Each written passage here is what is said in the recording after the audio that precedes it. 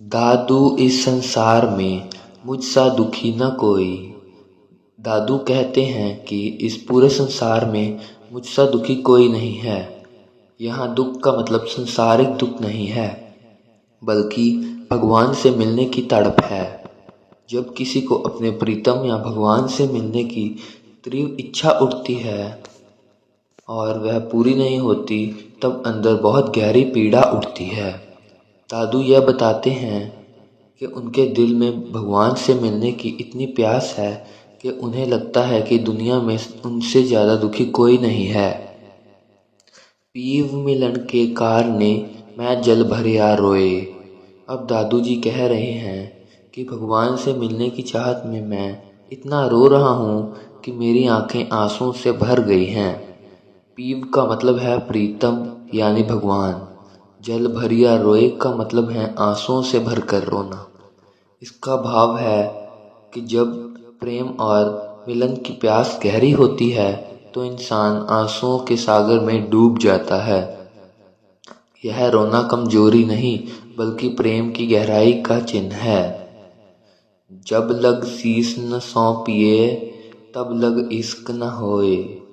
अब दादू जी कह रहे हैं कि जब तक इंसान अपना सिर यानी अहंकार, स्वार्थ और घमंड रखता है, भगवान को नहीं सौंपता, तब तक असली प्रेम नहीं होता।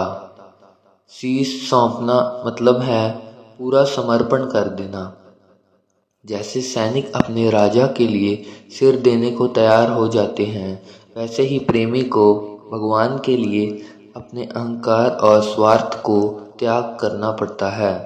अगर हम अपने मन की चालाकियों को पकड़े रहते हैं तो प्रेम अधूरा रहता है। आशिक मरने ना डरे, पिया पिया ला सोए। अब दादू जी कह रहे हैं कि सच्चा प्रेमी मौत से भी नहीं डरता और भगवान जो भी भाग्य का प्याला दें उसे खुशी से पी लेता है। आशिक यानी प्रेमी। असली प्रेमी में डर नहीं होता। मृत्यु भी प्रेमी को डराती नहीं, क्योंकि उसे लगता है कि मरने के बाद भी वह प्रिय से मिल जाएगा। अगर भगवान दुख भी दें तो वह मान लेता है, क्योंकि जो भी ईश्वर देंगे। पड़या पुकारे पीड़ सो दादू बिरही जन। दादू कहते हैं कि मैं जुदाई की पीड़ा में पड़ा हूँ और दर्द से पुकार रहा हूँ। जब इंसान का दिल टूटता है तब उसकी आवाज़ आप ही आप ईश्वर की तरफ उठती है। यहाँ दादू जी दिखा रहे हैं कि जुदाई की जलन इतनी गहरी है कि वह चुप नहीं रह पा रहे, बार बार भगवान को पुकार रहे हैं। राम स्नेही चित बसै और न भावै मन। अब दादू जी कह रहे हैं कि जिसके दिल में भगवान का प्रेम बस जाता है, उसे और कोई चीज़ अच्छी नहीं लगती। राम स्नेही यानी भगवान से प्रेम करने वाला। जब भगवान का नाम और प्रेम दिल में जगह बना लेता है, तब बाकी दुनियावी चीज़ें महत्वहीन हो जाती हैं। खाने पीने, दौलत, शोहरत जैसी चीज़ें फीकी लगने लगती हैं। मन केवल भगवान में ही रम जाता है। बिरह वियोग न सह सकूं, मोह पे सहया न जाए। अब दादू जी कह रहे हैं कि मैं भगवान की जुदाई की पीड़ा सहन नहीं कर सकता। यह मेरे बस की बात नहीं। बिरह और वियोग दोनों का अर्थ है जुदाई का दर्द। यह वाक्य प्रेम की चरण में सीमा दिखाता है। भक्त कह रहा है कि भगवान के बिना जीना असहनीय है। जैसे कोई व्यक्ति अपने प्रीतम की याद में बेचैन होकर सब कुछ भूल जाता है, वैसा ही हाल भक्त का है। कोई कहो मेरे प्रिय को, मिटे मेरी पीर। अब दादू जी कह रहे हैं कोई जाकर मेरे भगवान से कह दें कि वे मेरी यह पीड़ मिटा दें।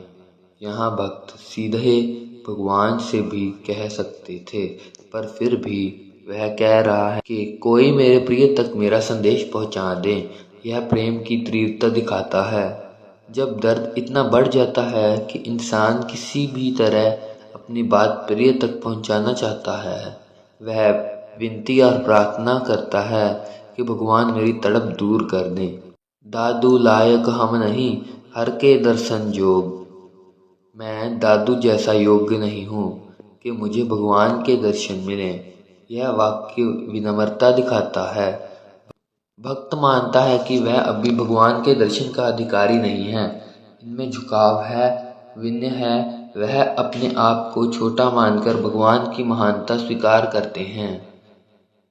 बिन देखे मर जायो पिव के बिरह वियोग। अब दादू जी हमें समझा रहे हैं कि अगर मुझे भगवान के दर्शन नहीं होंगे तो मैं इस जुदाई के दर्द में मर जाऊंगा। यह अंतिम पंक्ति है और इसमें प्रेम का चरम है। भक्त कहता है कि बिना भगवान को देखे जीवन अधूरा है।